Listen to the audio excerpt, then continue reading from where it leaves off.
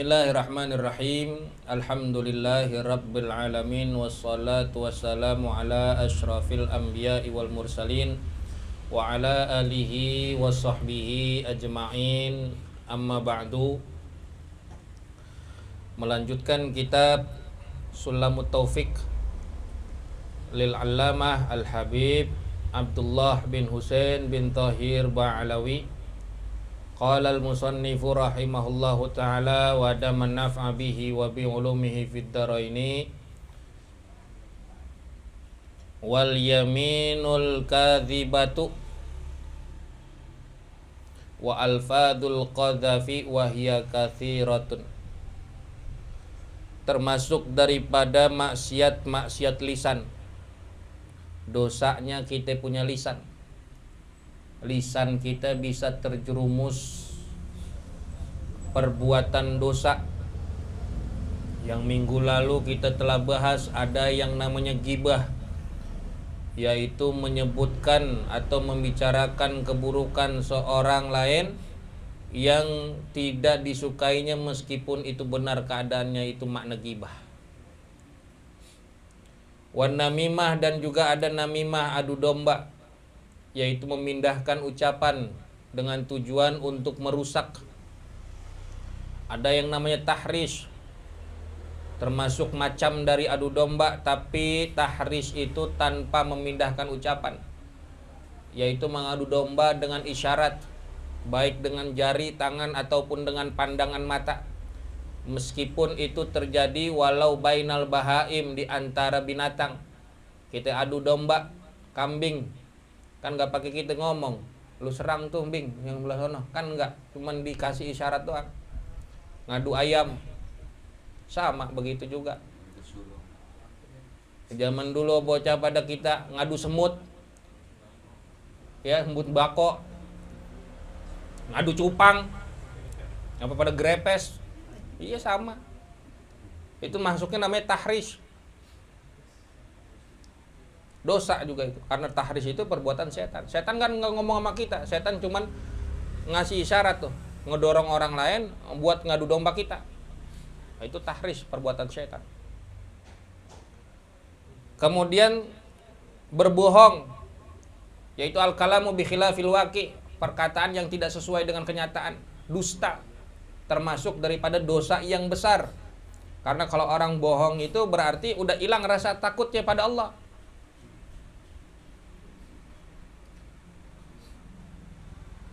Hilang ketenangan jiwanya orang yang suka bohong. Gimana mau tenang? Dia kudu ngapalin kebohongan dia. Ketika dia bohong pertama, maka dia setelahnya akan bohong kedua, akan terus bohong ketiga. Bohong sama orang ini, ditanya lagi sama orang lain, kan mesti sama bohongnya. Kalau enggak, ya ketahuan kebohongannya. Maka enggak tenang jiwanya, enggak tenang hatinya, enggak selamat dirinya. Itu kalau orang suka bohong. Bahkan ra'sud dzunub al-kadzib, pangkalnya daripada dosa adalah kebohongan. Oh, jangan suka bohong, ya. Lagi bohongin ijazah, nggak boleh tuh.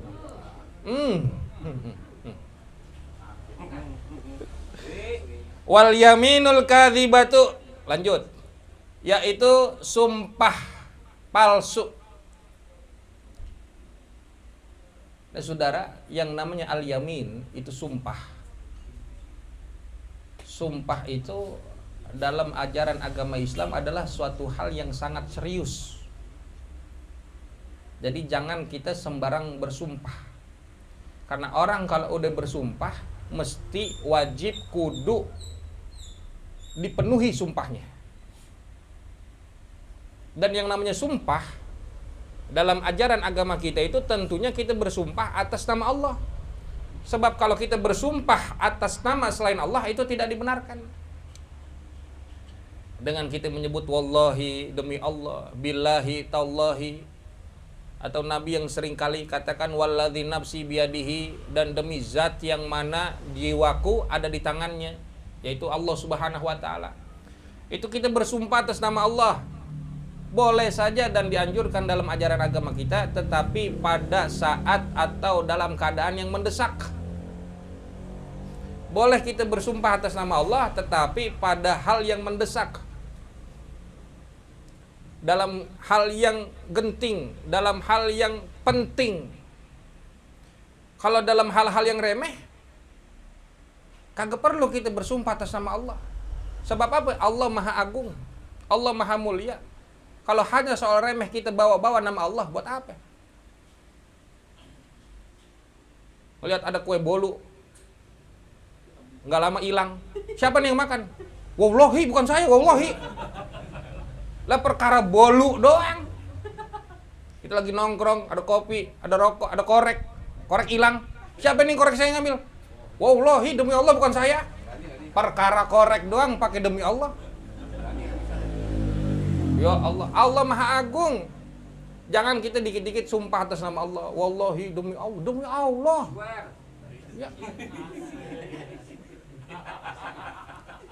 Kagak perlu begitu-begitu. Imam Syafi'i dalam perkara apapun, mau benar atau tidaknya, Imam Syafi'i nggak pernah tuh. Dia mengucapkan demi Allah, bersumpah atas nama Allah. Memang kita dikit-dikit, beneran loh. Mie apa? Mie apa? Miamu, ya miamu. Ya, cius, ya cius. Pala lu.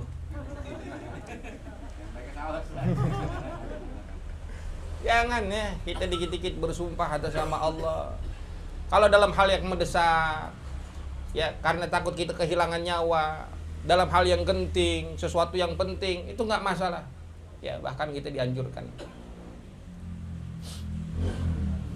Ini baru perkara sumpahnya tuh.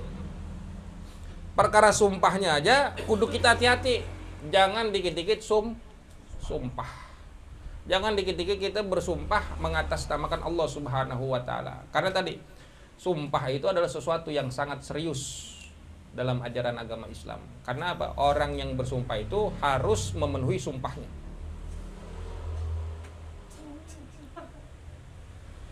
Dalam hadis dikatakan, wa idza halafta 'ala yamin fara'aita ghairaha khairan minha fatil ladzi huwa khairun wa kafir an yaminik. Apabila kamu bersumpah, fara'aita ghairaha khairan minha, kemudian kamu melihat ada sesuatu yang lebih baik daripada itu sumpah, daripada saya bersumpah, ada yang lebih baik daripada itu, fatil ladzi huwa khairun, maka datengin hal yang lebih baik itu. Artinya batalin sumpahnya, batalin itu sumpah. Wa kafir an yaminik, tetapi setelah membatalkan engkau harus membayarkan kifarat, bayar denda atas sumpah tersebut. Karena udah terlanjur sumpah. Kalau udah kita terlanjur sumpah, kita batalin sumpah kita, ada kafaratnya, ada kifaratnya, ada dendanya. Jadi nggak sembarang tuh sumpah tuh. Ya, jangan kita gampang banget bersumpah atas nama Allah, demi Allah, demi Allah. Kalau kita ternyata contoh kayak begini, demi Allah, kagak bakalan lagi gua mau ngeliat muka lu.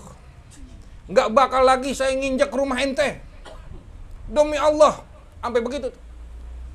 Ini kan arti kita menghalangkan suatu kebaikan dengan mengatasnamakan Allah Subhanahu wa taala. Allah Ta'ala berfirman, wala taj'alullah, dan janganlah kalian jadikan atas nama Allah urdatan sebagai penghalang. Sebagai penghalang li aimanikum, dengan sumpah-sumpah kalian. Antabaru wa tattaqu wa tuslihu bainan nas. Sehingga kita ada penghalang untuk kita berbuat baik, untuk kita berbuat takwa, untuk kita mendamaikan di antara manusia. Gara-gara ngomong gitu kan kita terhalang dari kebaikan. Ya boleh jadi suatu saat orangnya mau minta maaf sama kita, tapi karena kita udah bersumpah, akhirnya ada kita perjumpaan. Yang tadi kita ngomong, demi Allah saya nggak bakal ngelihat muka ente lagi. Orangnya mau minta maaf, kan ujung-ujungnya kita ngelihat mukanya. Berarti udah melanggar sumpah. Demi Allah saya kagak redo, saya bakalan jahatin rumahnya. Tapi ngiper kita, kagak jadi kita bikin jahat di rumahnya. Namanya kita udah ngelanggar sumpah. Baik-baik ya. Kalau udah kita namanya ngelanggar sumpah, dengan mau ngelanggar ataupun mau ngebatalin, Dengan kita sama halnya tadi ngebatalin sumpah, maka tuh tadi tuh bayar kifaratnya, bayar dendanya. Apa dendanya? Dalam Al-Quran tuh surat Al-Maidah ayat 89, yaitu it'amu asyarat masakin, memberi makan 10 orang miskin dalam satu hari.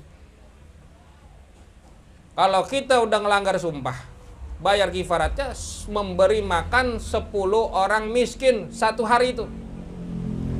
Sarapan udah ketahuan, sarapan beli nasi uduk goceng kali 10 orang, gocap 50.000, itu baru nyarap. Makan siang nasi padang 15.000 kali 10 150.000, 200.000 udah. Makan malam pecel ayam 25.000 kali 10. Lah kan ada itu yang paketan 25.000 kali 10 250, tambah 400, tambah berapa tadi? 200, jadi 4,5, 450.000 keluar. Tuh lah dipakai ngopi lagi dia. 10 orang 450.000 kita keluar karena sumpah tadi. Kalau nggak sanggup, au kiswatuhunna, atau memberikan pakaian terhadap 10 orang itu. Pakaian, baju berapa? Gocap, kaos, gocap. Kaos dalam, lebih hitung kaos dalam. Celana dalam, celana, sendal, sepatu. Lah orang yang pakai topi, beliin topi. Lah, 100.000 dah satu orang. Kali 10. Hah? 1 juta. Mendingan mana? 1 juta apa 4,5?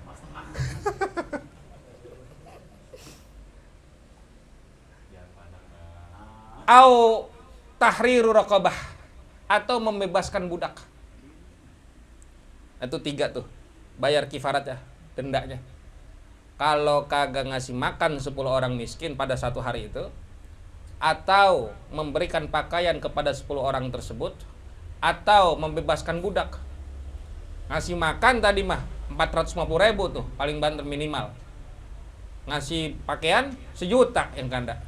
Ya kita milih yang nomor 1 dah tuh. Kalau ngebebasin budak, udah nggak ada budak hamba sahaya. Lagi ini hari udah nggak ada. Faman lam yajid, kalau tidak menemui itu semuanya, tidak nyanggup buat semuanya, fasyam salasati ayyam, puasa 3 hari. Yang mana tuh dipilih sama kita? Puasa 3 hari. Iya, lemeng tahuan medit. Puasa 3 hari. Ngelanggar sumpah itu tadi kifaratnya. Makanya jangan dah kita gampang-gampang banget bersumpah. Jangan pula kita gampang percaya sama sumpah orang. Ada suami istri, laki bini. Laki ngomong begini sama bininya, Neng mah cantik banget dah. Pokoknya Neng adalah istri yang tercinta. Umpamanya Neng meninggal duluan, sumpah abang kagak bakal kawin lagi. Sumpah, dia sumpah tuh di situ. Saking mau girangin bininya. Neng meninggal duluan, abang kagak nikah lagi dah. Nengnya meninggal duluan tuh bininya meninggal duluan. Jangankan seminggu sebulan, banyak perempuan lagi pada nyelawat aja, matanya udah kemana tuh? Yang mana nih? Oh dia ingat dia sumpah sama bininya nggak bakal nikah lagi. Udah dia nutup mata, dia nggak ngeliatin ada perempuan lewat ini segala macam, nggak. Seminggu kuat, sebulan udah nggak kuat ya. Sebulan udah nggak kuat. 40 hari dah, habis 40 hari bininya dia puasa 3 hari. Dia batalin sumpahnya, habis itu dia kawin. Ya, ada kayak begitu? Ada. Ya.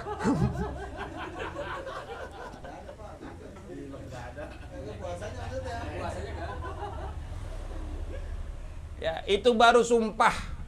Apalagi al-yaminul kadzibah, sumpah palsu. Sumpah atas nama Allah bisa jadi masalah kita. Jangan gampang-gampang kita sumpah. Apalagi sumpahnya sumpah palsu yang menjerumuskan orang terhadap kebohongan. Dia bersumpah padahal dia berbohong. Itu termasuk dosa yang besar. Nah, bagi pedagang, bagi pengusaha yang jujur. Wah, udah saya jual dah harga modal, ini mah harga modal. Padahal nggak benar. Dia jual gocap, dia bilang harga modal. Padahal modal dia cuma 30.000, berarti masih ada untungnya 20.000. Maka kata Nabi, innat tujjar humul fujjar. Sesungguhnya para pedagang itu adalah orang yang keji, orang yang buruk. Kata sahabat, bukankah Allah telah menghalalkan ahalallahul bai'a? Allah telah menghalalkan jual beli. Iya, kata Rasulullah. Lakinnahum yahlifuna fayathimun. Tapi mereka tuh kebanyakan bersumpah kemudian berbohong. Banyak mereka yang mereka mengatakan tetapi mereka dusta. Nah, kalau jadi pedagang yang berkah. Pedagang yang berkah yang bagaimana? Yang jujur. Ya, kalau dagang yang jujur. Karena di dalam perdagangan ketika kita bersumpah, ya, bersumpah palsu seperti ini, itu akan menghilangkan daripada keberkahan, daripada keuntungan yang telah kita dapatkan. Emang dia untung dapat duit, tapi berkahnya nggak ada.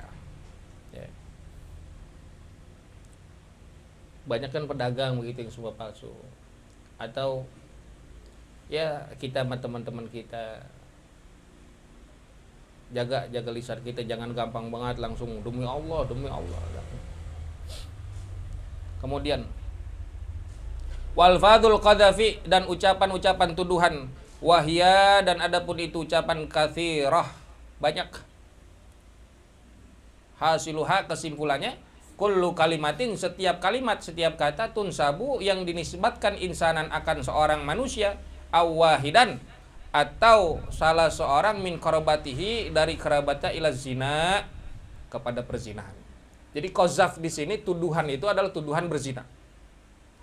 Jadi termasuk daripada maksiat lisan adalah menuduh orang lain berbuat zina. Ya. Baik-baik ini menuduh-nuduh orang. Sebab apa? Fahiyya, maka itu adalah qadzafun, tuduhan, liman nasaba, bagi orang yang menisbatkan az-zina, akan perzinahan, ilaihi, kepadanya. Imma sorihan, ada kalanya ucapan tuduhan itu sorihan mutlakon, jelas, nyata, mutlak. Au kinayatan, atau adanya itu ucapan bentuknya kiasan. Jadi makanya makna daripada katsirah, alfadzul qadzaf, ucapan-ucapan tuduhan wahiyya katsirah, banyak. Ada 3 macam. Yang pertama sharih, jelas ucapannya. Kalau ucapannya udah jelas, contoh kayak menuduh begini, ente pelacur, ente selingkuh. Ini menuduh berbuat zina secara jelas dengan kalimat yang jelas gitu, yang nyata, yang mutlak. Kayak umpama suami mau nyerahin istrinya, cerai, talak 3, itu udah ucapan jelas. Kalau ucapan yang sharih, ucapan yang jelas, yang mutlak seperti ini, mau dia bercanda atau dia sungguh-sungguh, jadi jelas tuh. Ya.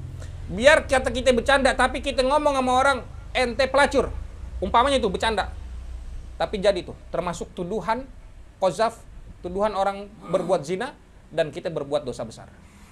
Nuduh, padahal kita ngajak bercanda tuh, bercanda aja sama orang itu, tapi dengan ucapan yang jelas tadi tuh, ente habis berzina ya.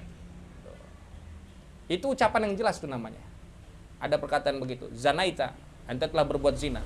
Atau ya zani, atau wahai ente kang apa namanya, main cewek, kang selingkuh. Bahasa ini apa ya? Jablay. Itu namanya sorry. Biar kata bercanda, itu udah dosa besar kita. Baik-baik kita penyelisan nih. Umpamanya itu, mau sungguh-sungguh, ada niat atau enggak, udah termasuk dosa besar. Kalau ucapannya sorry, jelas. Au kinayah, atau ucapannya kiasan. Kayak umpama suami istri cerai, tapi nggak ngomong cerai, ngomongnya cuman pulang lu ke rumah orang tua lu. Itu kiasan tuh. Kalau yang kiasan seperti ini, kalau diucapkannya dengan adanya niat, emang benar nuduh tuh, maka jadi. Tapi kalau enggak, Kayak tadi contohnya, pulang dah ke rumah orang tua lo. Kalau niatnya buat menceraikan, maka jadi cerainya. Tapi kalau tujuannya emang ada acara di rumah orang tuanya, itu enggak cerai. Sama kayak ini tuduhan ini. Ya, namanya kiasan. Kiasannya bagaimana? Ya kiasan. Tahu kiasan, bahasa kiasan. Kita seakan-akan bicara dengan orang tersebut seperti halnya menuduh. Maka kalau dibarengin dengan niatan, maka itu dosa besar. Kalau enggak, ya enggak. Atau yang ketiga, ta'rid. Ya. Ta'rid itu sindiran. Ucapan-ucapan sindiran. Contoh ucapan sindiran tuh kayak kalau aneh sih anak halal. Kalau ente tahu, nah itu nyindir tuh. Itu nyindir. Kalau ibu aneh mah orangnya nggak pernah ngelacur. Itu namanya sindiran. Sindiran-sindiran yang seperti itu adalah termasuk dosa besar, termasuk qazaf, tuduhan orang berbuat zina. Maka kita jaga tuh lisan kita tuh kayak begitu. Jangan, apalagi yang soreh tadi. Yang soreh itu kalau dibarakin sama bercanda aja udah masuk dosa besar kita. Ya. Qazaf itu di dalam kitab Al-Kabair Al-Imam Az-Zahabi itu termasuk dosa besar. Dosa besar tuh biar kata nuduh tadi tuh. Mau bercanda apa kagak tapi kalimatnya soreh, masuk dosa besar. Nauzubillah min zalik. Kadang kan kita ada yang begitu ngomong jelas cuman rada bercanda, ada yang nyindir-nyindir, ya. Habis dari oyok. Ya nuduh kita kalau udah, meskipun kita ngeliat tuh di berduaan tuh di kamar tuh, berduaan. Bukan laki bini, berduaan kita di kamar. Kita ngeliat sendiri tuh. Kalau kita main tuduh aja, kalau nggak bener tuh, kita jadi dosa besar. Maka baiknya gimana kalau begitu? Karena nggak ada saksi yang 4 orang, nasihatin kita dulu. Jangan main asal tuduh-tuduh aja. Ntar malah kita yang dosa. Kita main tuduh aja, malah kita tuh. Ya. Wa yuhaddu, dan dihukumi al-qazifu, orang yang menuduh. Orang yang menuduh ada hukumnya. Dalam Islam tuh ada namanya hudud, hukuman yang telah ditentukan dalam syariat. Ada yang namanya ta'dzir. Ta'dzir itu adalah hukuman yang tidak ditentukan. Ini hudud. Berarti kan kalau hudud ada ketentuannya. Wa yuhaddul qadzifu, dan dihukumi orang yang menuduh itu ila tsamanina jaldatan, sampai 80 kali cambukan. Nuduh doang. Hukumannya 80 kali cambukan. Waraqiqun nisfaha, dan adapun budak hukumannya setengahnya, separohnya, yaitu 40. Makanya jangan asal kita main tuduh-tuduh aja dah. Orang berbuat ini dalam case, dalam hal perbuatan apa, menuduh orang berbuat zina, qazaf tuh. Karena nggak sembarang, kayak misalkan laki nuduh keluar mulu punya bini nih, chattingan sama siapa sih, selingkuh ya ini, itu namanya nuduh tuh. Atau bini kita ke kita sama begitu, namanya nuduh. Jangan asal gitu. Kalau emang cemburuan ininya aja. Cemburu bukannya nggak boleh, ya. Cuman jangan asal main tuduh-tuduh begitu aja. Gus jalan masih anu lu ya. Ya Allah, jangan. Ya, kita kudu percaya, saling percaya itu lebih bagus gitu tuh. Ya, saling percaya. Apalagi bini udah percaya sama lakinya. Ya Allah, mau lakinya pulang jam berapa juga. Iya abang. Ada nggak yang begitu? Nggak ada loh. Ya, itu tadi. Jangan kita asal tuduh-tuduh orang berbuat zina.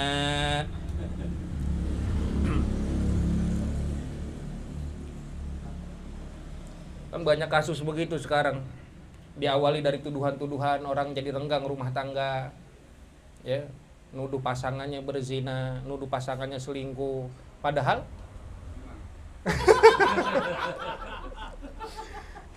ya padahal enggak gitu tuh. Ya segitu aja dah dulu deh ya. Wa min hasabus sahabah wa syahadatu zur wallahu a'lam bissawab bisiril Fatihah.